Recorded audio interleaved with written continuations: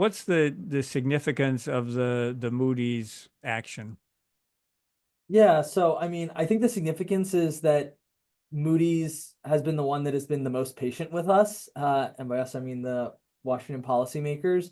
And I think it's notable that now is the time where they've kind of lost that patience. I think there's multiple reasons for that. I will note that I think the dollar's status as the world reserve currency, I think we saw the uh first shadow of a challenge to that in the reaction to the Liberation Day tariffs, with a lot of the dumping of dollars that happened right after that. So I think there's a question of, is the dollar as impenetrable as it seemed before?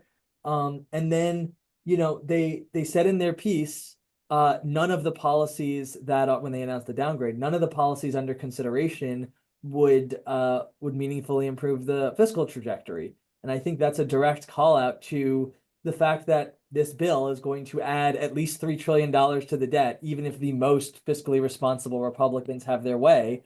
If you think that the federal debt was already on an unsustainable trajectory, which I know all of us do, and I know the ratings agencies did, and the reaction of the policymakers is to add either a lot or more than a lot to it, what is going to give you the confidence that it's going to come back down in the near future?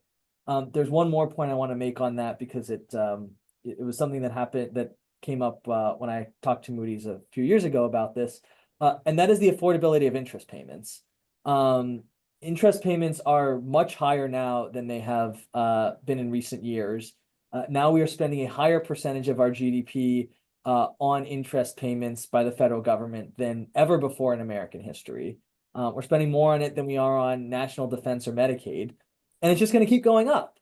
The affordability of interest payments is the big issue that can start a debt spiral. And we have shown no willingness as a country to try to reduce that risk. And so I think all these factors together, it's not surprising that Moody's would pick now to say, we don't have the full confidence in you that we used to. Carolyn, do you think that that's something that members in the House and Senate will take note of? I do, actually. I think they will. I think there are a lot of folks there. I mean, at a certain level, I'm not cynical about why people serve in Congress. I do think they're there because they think they're trying to do what's right for the country at a certain level. And I think that kind of signal will really make people take notice. That plus the rising interest rates on the treasuries, which are hitting around 4.5%. And one of the things people should be aware of is that when we generally have been projecting the impact of debt in over the next 10 and 20 years, it's been based on around a 3.6 to 3.8 or something in that range interest rate. This is a much higher interest rate, and it's one that has really devastating consequences pretty quickly as we move forward through this coming decade even.